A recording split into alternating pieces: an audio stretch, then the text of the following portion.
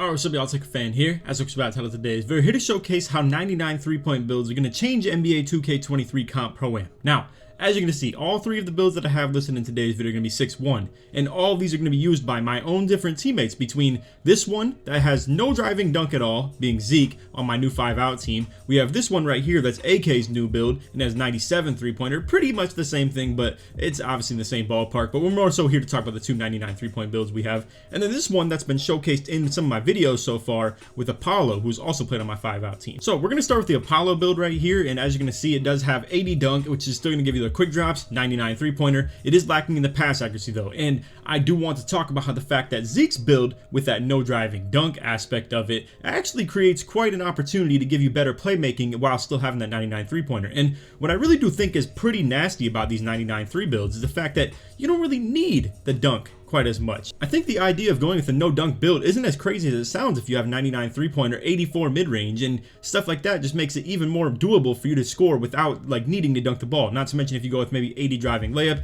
get the Hall of Fame Giant Slayer, Silver Fearless Finisher, all types of stuff like that between good layup packages, etc, etc. So we're here to showcase those three builds in today's video. I'll explain all three of them. Anyway, besides that, I hope you guys enjoy. If you do, for to drop a like, sub if you're new, turn on noties, all that good stuff, and like always, try to win 2,000 likes. So first and foremost, this Apollo build right here is the more standard one, where I think this is a really good park build. It actually still works as a shooting guard really well in Comp Pro-Am.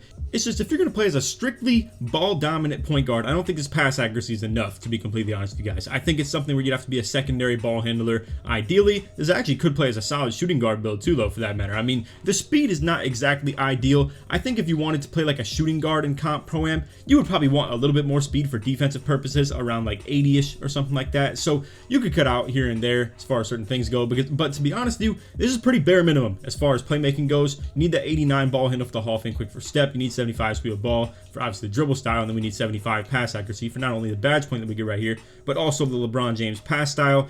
75 feels like a pretty legitimate threshold as well. Not to mention we can't take the mid-range down at all because obviously that's tied to the 99 3-pointer. And really, to talk about that real quick, because I don't think I've done enough justice on that in this video as to why the 99 3-pointer builds are so nasty and devious.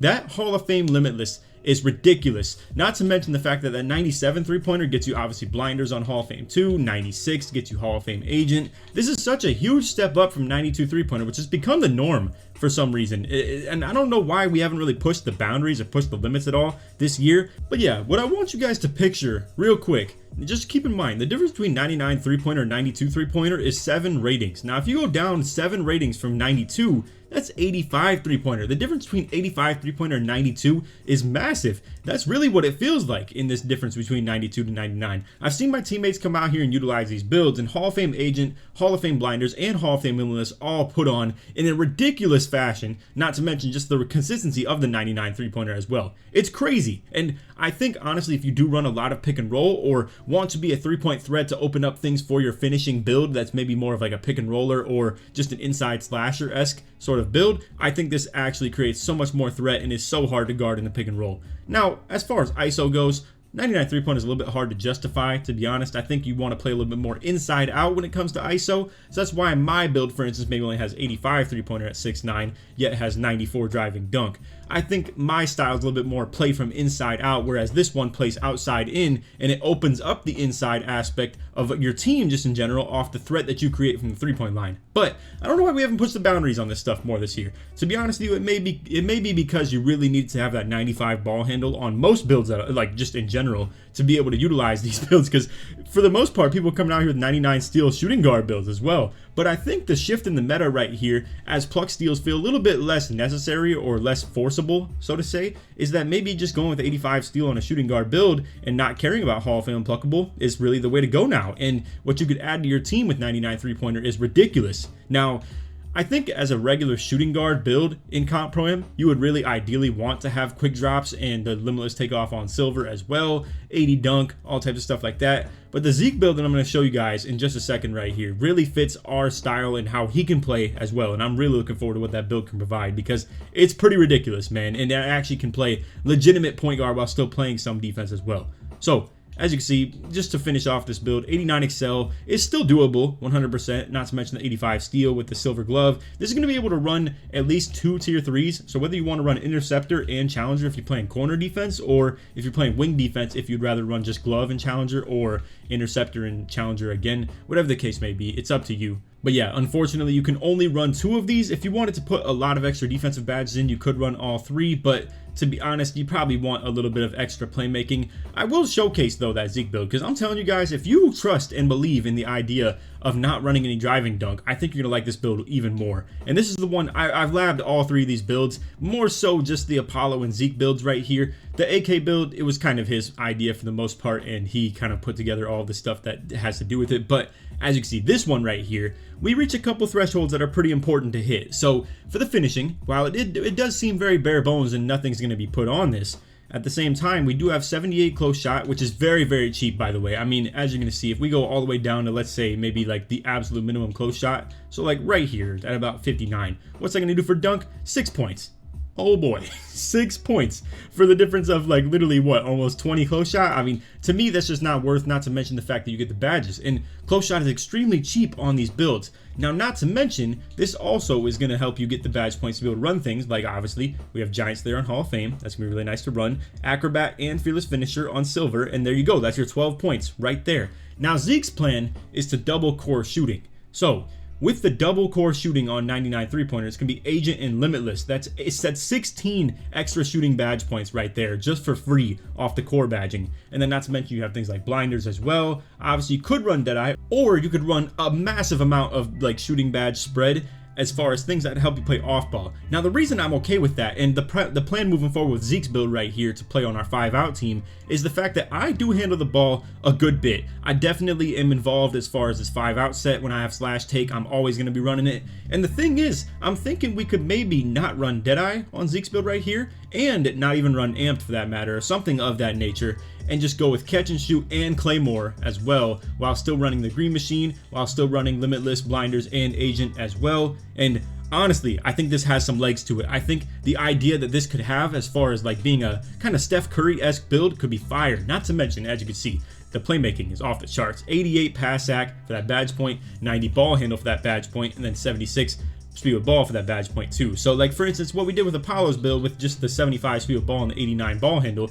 that costs you 2 badge points right there. Simple, like just that. And I think it's worth to do stuff like this where you could absolutely put a lot of badge points into this. Now, mind you, this only has silver handles for days, but the plan is to core Gold Clamp Breaker 100%, go with that Hall of Fame Quick First Step, Unpluckable, and then what I'm thinking too is that Zeke could run Hall of Fame Dimer Gold Needle Threader. That would be so fire, and the plan is maybe instead he could run Hyperdrive, or maybe he could run Killer Combos instead. The plan is to put all of the extra badge points into playmaking and 1 extra into shooting, and I believe there was a true reason to this. I think it was just to get like, let's say something between, I think Catch and Shoot or Amped on Hall of Fame. I forget which exactly. But moving forward into the defensive aspect of the build, the plan with this one is to not run Glove. Now, the plan also is to put this in the corner on defense. Now, I think this truly could run point guard in comp pro-am. It's just you have to be very selective with the play style that you have. I think you can 100% get away with not having driving dunk anymore in this aspect of the game, or just this part of the year, to be honest with you. Now, the predicament you're going to run into is you have to have good chemistry and be playing with good bigs in general if you're going to be on a build like this. You can't just rely on them to hold their B button and hold their screen 24/7 and just expect that them being a popper, aka an outside big man, is just going to be all the spacing that's necessary. With this one right here, you're going to need them to be really good with their slips and their understanding of pick and roll. And I think if you do have that, it's a lethal pair where you have great pass accuracy to make those dots on rotations that are going to be needed for your super fast, really reliable inside big man or something like that. The whole point, obviously, of going with a build that has no dunk is to have the good synergy with an inside build or an inside big man, essentially. Now, some people may think those things are outdated, really bad, useless, all types of like the, foul words about inside bigs. But the truth is, if you're smart enough with it and you have the good synergy with a point guard that has this ability right here to be able to just dot passes, shoot from deep, all that stuff, can even shoot the mid-ranges too, because don't forget that's still an option as well with 84 mid-range Hall of Fame mid-magician potential as well. You can 100% hit those. Not to mention we still have 80 driving layup, Giant Slayer Hall of Fame with Fearless and Acrobat too. We still have things like jelly layup animation. You can still do the scoops. You can do all types of stuff like that. The close shot still doable. It's not going to be something super reliable in pro-am, but obviously for park it'd be fine. And then yeah, for defense, like I said, no glove, but the plan is to run interceptor challenger because it'll be corner defense. So we want to be able to contest shots, not to mention still be able to intercept the passes. And if we do end up putting this on the wing temporarily or something like that, you can still run silver pick dodger as well. It could hold its own. It's just obviously you're going to have to set up rotations for it. It's not going to be the greatest on-ball defender by any means, but I still think you can get away with playing corner defense pretty good for the comp pro-am aspect. And I know a lot of you guys may sleep on the 6-1s with low defense and stuff like that. You're like, oh, this is going to get babied. I promise you it's a lot harder to do that than it seems. It just is what it is, bro. It's really hard to attack those builds. There's a lot of passes involved. There's a lot of callouts involved. There's a lot of execution on the cuts in general. People can still play the passing lanes, and it's just tough to really attack those people for more than like 6 points in a game, to be honest. I mean, it's just tough. Now, with the right spacing, paired with obviously the whole 5-out aspect of things too, it may be possible to end up getting cuts on guards with our team, the way that we have it set up. But to be fair, we have 2 6'9s playing corner and corner on offense, which sets up a lot better for them to be cutters, because obviously they have like the 85 close shot, high fast twitch, high mashers, stuff like that. They have the really good finishing badge cores, as opposed to the regular comp pro-am teams that just put a 6'7 in the corner that has really bad finishing badge tiers. It has bare minimum for finishing, just quick drops, and then, you know, just 16 badge points to get the limits take off on silver, all types of stuff like that. My whole point is, this is actually a pretty mediocre to decent defender. It's not going to be anything that gets attacked relentlessly and just costs us a game or anything like that. So 90 acceleration, 90 ball handle, 76 speed with ball. I believe this is plenty enough to actually utilize the offensive pick and roll. It's just with this, you have to be in the PNR. I don't think this is something that can run 5-out at all. Obviously, you want to be more lateral sideways movement. You want your inside finishing aspect of your team to be from other people than you. But your 3-point threat opens up the inside finishing for everybody else. Also, for the takeover options on this build, you actually get play take. On the other one that we showcased, it was just shot and sharp, and I really just assumed it was going to be double limitless for that other build. For this one, I think it could be pretty fire to run that team takeover boost, man. I mean, we know how absolutely disgusting this play take is as far as helping your teammates, and to be honest, with 88 pass accuracy, you could utilize this to an absolute T. I mean, this would be so devious and hard to stop. Also, that's comedy. I was just going to go out and show you guys the badge loadouts, and I will 100%, but they actually changed Kyrie in the shades of. It actually put him in a Dallas jersey. That's interesting. All right, so let's talk some badge loadouts. Now, with this one, like I said, we're going to be doing double shooting core and go with no finishing core. So it's just the, like, you know, obviously the loadout that we have for Zeke's build. Now, for most of you guys out there, you probably don't have this because you had to go super crazy in season 3 on the XP, hit level 40 and stuff like that, or it might have been 39, I forget which. But either way, it's gonna be hard for you guys to core any of these badges right here between Giant Slayer, Acrobat, or Fearless. If you do happen to core one of them though, what you maybe could do is utilize your actual layup timing potentially and go pro touch. But to be honest with you, it's going to be tough to find a reason to run anything besides just Acrobat, Fearless, and Giant Slayer, to be honest. I mean, anything past that is pretty useless. So I hope for you guys' sake, if you do try and duplicate this build, that you have the double shooting core, because this can go crazy. So as you can see, we don't have Limitless, but that's the hypothetical. If you have double shooting core, you're going to have both of these. I know some people out there don't really understand my analogy with this, but essentially assume that Limitless was going to be here, or Agent is going to be here, because you'll get the double shooting core, and you can just pretend that this one is blank, is actually on. So then you'll have Agent, Blinders, Limitless, Green Machine, Catch and Shoot, Amped, and Claymore, the perfect mesh between being a spot up and a point guard. If you ever really wanted to take away Catch and Shoot though, you could even add even more things between Volume Shooter or Clutch Shooter, stuff like that, maybe even Mini Magician. But the plan for us is to add one more shooting in to get that Hall of Fame amped, and again, we could maybe take this off and go with things like Volume Shooter on Hall of Fame. I think that could be fire, but it just depends on how comfortable you are even shooting tired in the first place. Now, the other plan is to put 5 extra playmaking in. So what you're going to see is we're going to be able to run, like, let's say Silver Needle Threader. Now, if you have 5 more, you're going to be able to go Gold Needle Threader and then Hall of Fame Dimer. All 5 of those badge points being thrown into that. Or what you could do instead is maybe just go with, like, say, Hyperdrive on Gold or something. Or you could even just take Needle Threader off, 5 more points. That's killer combos. We have multiple different ways you could go about this, between the Hyperdrive, the Needle Threader plus Dimer, or the killer combos, stuff like that. So that's the plan as far as playmaking goes, but what is a keeper 100% no matter what is going to be this Bailout, Quick for Step, Unpluckable, Handles for Days, and Clamp Breaker core. And then defensively, we have Challenger with Interceptor cord on Silver. We also have Gold Workhorse, Silver Pick Dodger just in case you end up on the wing. You definitely don't want to be exposed without this badge, especially if you're, you know, planning to guard corner, but sometimes you might have to get stuck on the wing, simple as that. And obviously, I would prefer if we were to run something between Clamps or Glove instead, but that's just how the badge tiering works. Obviously, we can't really afford to have that many. And After that, things like Menace, Ankle Braces, not really that important. Box Out Beast and Off Ball Pest, if you really wanted, you could go Rebound Chaser instead, but honestly, it's just a pretty interchangeable tier 1 badge. Doesn't really make a huge difference. So that is our look at Zeke's build right there that I'm really looking forward to playing on that 5-out team. I think it's going to be a really fire build with this pass accuracy paired with the 3-point shooting, paired with the solid defense that can still hang in there. And then as for AK's build, I know a lot of you guys are going to look at this and you're going to be so skeptical. You're going to be like, no defense. Oh my God. I wouldn't ever even think about making some dumb stuff like this. But here's the truth, bro. I'm telling you, and I'm telling you this straight up. I was the last person that ever thought that I'd be okay with seeing something like this on the court on my team. I was like, absolutely no way are we having a build that has no steal rating and like 1 defensive badge on the court. Or in this case, 2. Whoop-de-doo, 52, right? You get the extra defensive badge. But I'm telling you, you can still play lanes even with 25 steal rating as long as you are locked in. Now, you will still get attacked 100%, but it's hard for other teams to tell whether you have a guard with no defense or defense in the first place. It's hard to tell whether they have no steal or 80 steal or silver interceptor or no interceptor or any defensive badges in general. By the time they kind of figure it out late in the game, it's honestly too late and they're scrambling. They're trying to get their regular offense set because they're not comfortable making certain adjustments. Now, with this build right here, this is the 96 ball handle for still Hall of Fame clamp breaker. You have pretty much just the mandatory like spew a ball, obviously with the 81. It would be nice to go up on this and get a couple more playmaking badges, but either way, it is what it is.